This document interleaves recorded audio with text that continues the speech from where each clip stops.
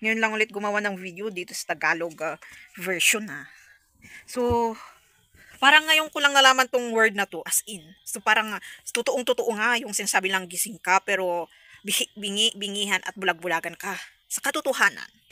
So, ang topic ko ngayon is yung manhahamak sa kapwa niya at nahahamak. So, naalala niyo yung ginawa kong video about Dahlia na kaluluwa? Dalawang klase, yung good Dahlia tapos yung bad Dahlia, right? Tapos yung characteristic, I mean. Anong Tagalog kasi nung characteristic na yun? Yung pagkabuo, yun na lang. Yung pagkabuo ng demonic Dahlia na kaluluwa ay lahat ng mapuntahan niya or ganito ganyan is war or maraming mamamatay or ganito ganyan. Kasi yung yung spirit niya is hungerness of chaos, of war, kasi nga dahil sa spirit namamanifest niya sa physical. So, yan parang pag-shortcut or summary ng hahamak ng kapwa niya or nahahamak. So, nakakalimutan ata natin yung huwag kang manghamak ng kapwa mo. Yun na yun ang nangyayari ngayon. Yung hinahamak niya yung kapwa niya. Kasi nakalimutan ata natin yun. Ako nga parang ngayon ko lang kagigising na nalaman yung word na yun Noong elementary pa ako or hindi pa ako, lagi nilang sinasabi yan pag mag-advise sila. O ikaw huwag kang manghamak ng kapwa mo o kahit sa pinapanood mo or napapakinggan mo sa radyo. Hindi ko na napapakinggan kasi yun ngayon na generation. So sabihin ko na yung pamilya ko kaya ayaw nilang mag-perspire kami kasi sanay silang ihamak. Tapos meron din yung yung ikaw na nga ang hinahamak, gusto mo ring gawin sa kapwa mo. Poor ka na nga, di-deserve mo nandiyan ka sa posisyon na yan. Poor ka na nga, poor pa yung spirit mo. Yun ang nangyayari. So yun yung gustong pakita ng Panginoon sa akin. So sa English channel ko is may makikita kayong deeper. Huwag nyo nang tanungin or pa-explain kung hindi nyo rin maintindihan. Kung naintindihan nyo lang, puro negative, pride and ego. Huwag na. Kasi, yung Biblia is para lang sa, lalak ko lang yung masyadong malaliwanag. Yung Biblia na yun is nakaakilap sa bloodline ni Adam and Eve. Pero meron pa kasing kwento sa likod nun. Maraming klase yan. So, depende kung sino ka sa kwento na yun. So, may dalawang klase na nandito sa mundo. Sinabi ko din dun. Yung angel na pinarusahan ng Panginoon para ma-realize nila yung mga maling ginawa nila at ma-experience ang maging tao.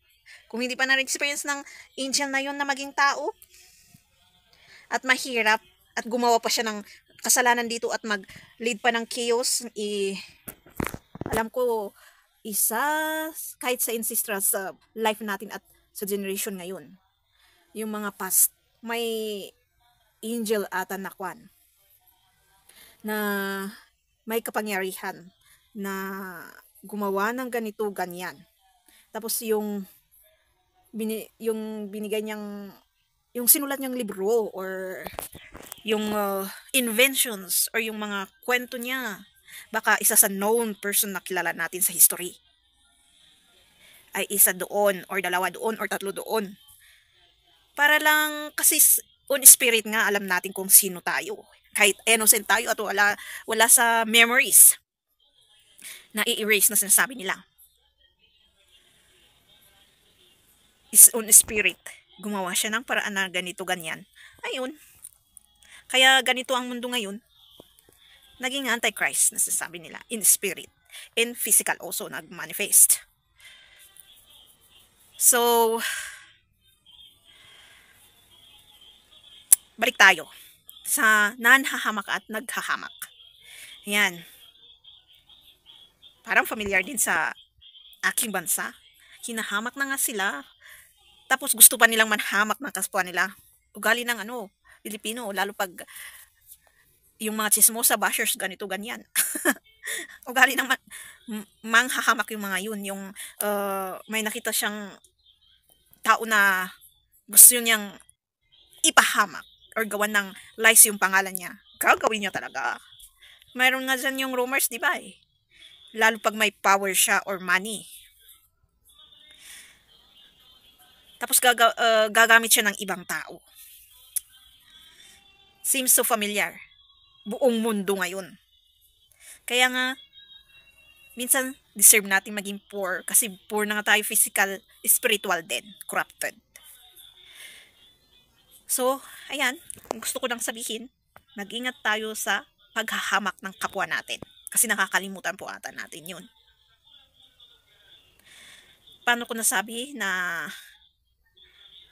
galing yung pamilya ko doon? At paano ko rin binibis yung observation ko through family tapos binibis sa buong mundo? Common sense lang naman eh. I-connect mo lang. Kung hindi nyo pa naintindihan.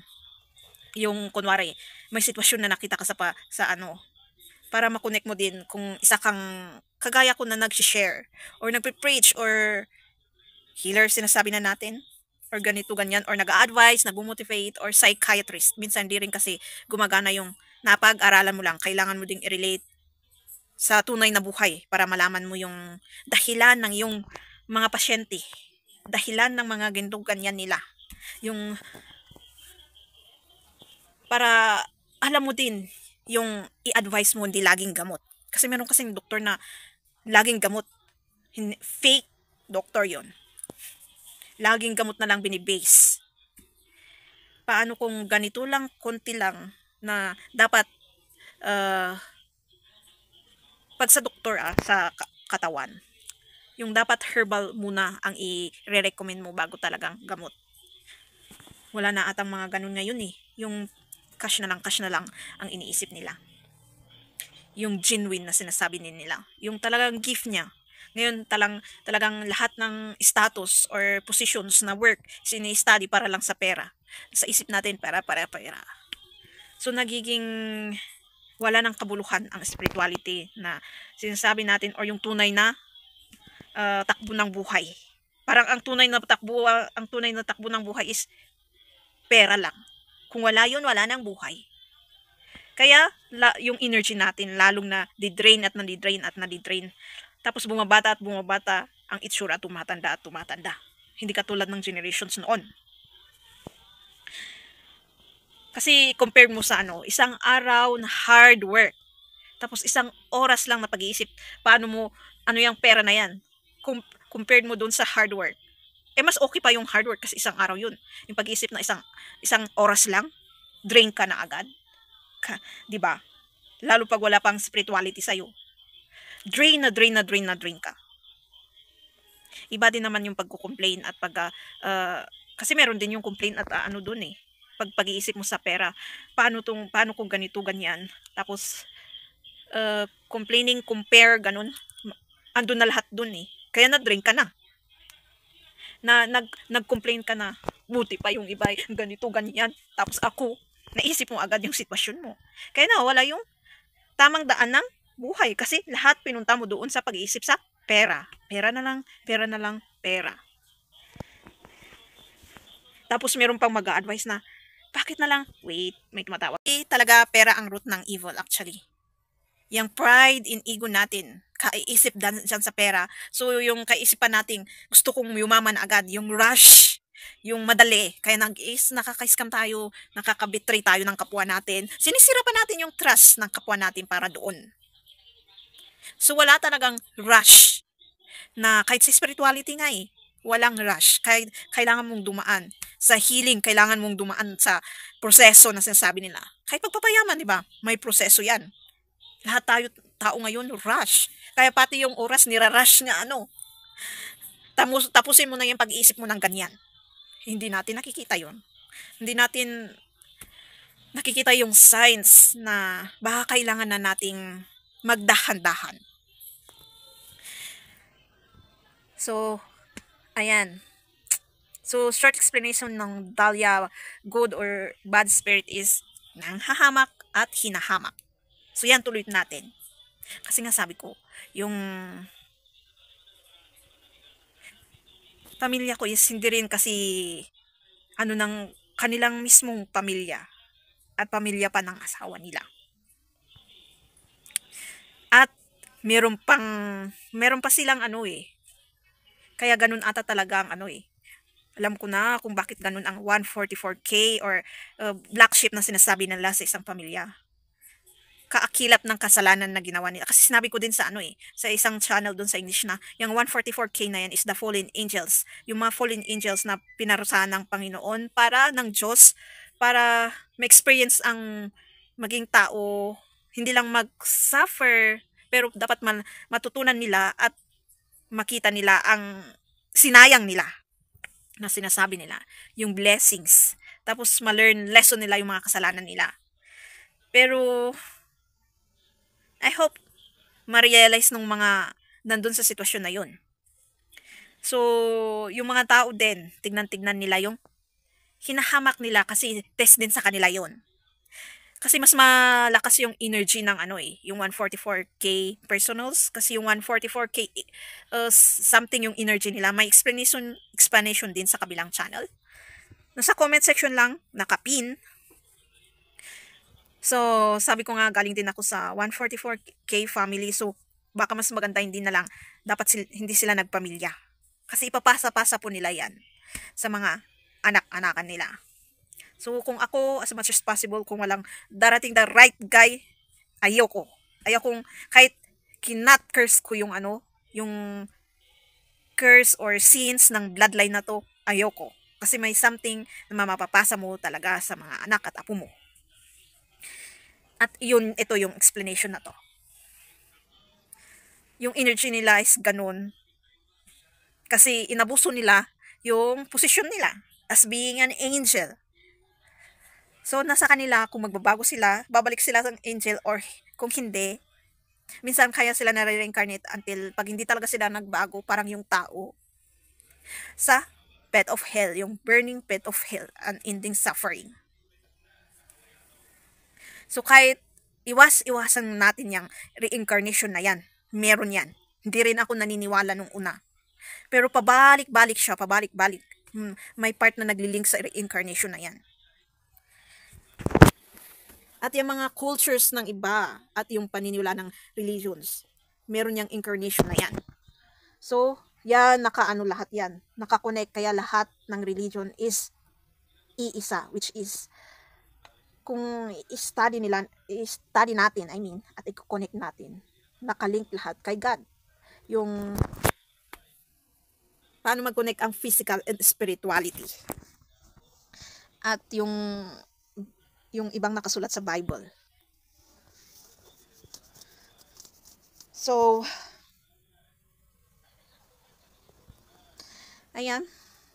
Pero meron din yung part na kung galing ka nga sa 144 na family, pero meron din silang iisang tao na hinahamak para maging isang black sheep na sinasabi nila. Meron. Ewan ko ba, may part na mas okay lang naman yung hindi okay actually. Huwag tayong mag-deny. Hindi talaga actually okay yung relationship nila magkakapatid.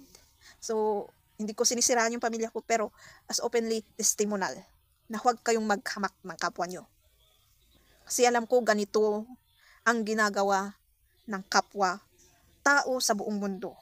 Yung mga nababalitaan mo sa mga vloggers na eto at eto nag-aaway, tapos makikiisa pa tayo nga, nag-aaway nga sila, tapos hinahamak pa natin, binabash pa natin sila na kasi ganito ganyan kasi. Ganito ganyan kasi. Yung parang kilalang kilala natin. Yan, isang klase ng paghahamak ng kapwa. So sa akin, kaya ayaw na ayaw kong medyo nakikisalamuha sa tao. Kasi mostly kasi ng pinag-uusapan natin is compare, complain is isang klase ng paghahamak Tapos may i-add ka pang tao, chismis. Tapos ganito ganyan. Tapos minsan may na-add ka na hindi mo maiwasan din na pag ganito ganun yung pag start ng usapan is makikiisa ka din. Yung manahimik na lang kung walang sasabihin. Pero pag tungkol sa katotohanan na ganito, correction, advice, motivation, kahit masakit sa paninig, kailangan po natin para lumakas din sa loob, lalo emotionally. At be confident and courageous sa iyong sarili din para ma-accept mo kung sino ka, kung anong hindi magandang ugali at yung maganda. Lalong makilala mo yung sarili mo. Hindi mawala yung identity na sinasabi nila. Kilala ko naman yung sarili ko ha. Ito ang pangalan ko, ito ang ganito. Pero kilala mo ba ang ugali mo? Yun ang totoong identity. Yung pangalan is physical lang yun, birth certificate. Hindi yun nakakilap sa'yo. Kundi yung spiritual ang tinatawag na nila na identity crisis. Kasi yan yung mga age natin, yung mga ganyan na sinasabi nilang, ikaw naman to ikaw naman yan. Lahat sa ugali po. Characteristic, manners, attitudes, etc. Yun ang identity natin. Sa bad or good or balance. Mas maganda balance na lang kasi hindi natin maiiwasan na may bad identity tayo. Kasi andito na nga sa atin Yin and Yang andito na sa atin. Yung dark and light. So si dark, andito si light para i-control si dark. So yan. Ito kasi, yung mother ko hindi rin kasi nila masyadong gusto kahit hindi sila okay as magkakapatid or mag-iina. Ewan ko ba, hindi lang dahil madaldal siya or diretsyong magsalita or ganito, ganyan. Pero may kakaiba. So, dahil ikaw nga yung trabaho din kasi ng 144K is, minimirror mo kung anong ginagawa sa'yo. Okay lang sana kung yung minimirror mo nga yung ginagawa sa'yo, tapos doon mo mismo gagawin din sa gumagawa sa'yo. Hindi Iba yung ano ngayon tao Yung mini-mirror mo, pinapasa mo po sa anak mo or apo mo. Ganun yung tao ngayon Yung wala namang kasalanan yung anak mo at apo mo sa mga ginawa ng kwan. Yung nauna. Kaya talagang magsasuffer ang buong pamilya. Nagiging toxic, karmic, or narcissist na sinasabi nila. Hanggang generations to generations na sinasabi nila, may isa na magkakat ng bloodline curse, sins na sinasabi nila kasi nakaakilap sa sins din yun. Naghahamak ka ng kapwa mo. Akala mo hindi ka naghahamak. Tignan mong tignan mong mabuti yung sarili mo, Pag hamak lang din yung may kunti kang napansin na hindi mo gusto, tapos nairita ka, natamaan yung pride and ego, tapos may iisipin ka at sasabihin ka sa taong yun. Iwan na naman ginawa yung taong yun sa'yo. So, ang root ng evil is not the money, yung pride and ego natin. Na pag matatamaan lang, ganito, ganyan ang sasabihin natin. Ang dali natin manlait, isang paghahamak din yun, or pang-uuyam. Yun ang gusto ginagamit natin sa pagbabash, di ba? Panglalait. So, kalait-lait din tayo. Kasi yung ugali natin, yung pag-iisip natin, yung lumalabas na words sa bibig natin, at yung actions natin. Kahit yung joke, kahit sabihin mong joke yan, pag paulit-ulit na ginagawa mo, na isisistema mo na sa sarili mo.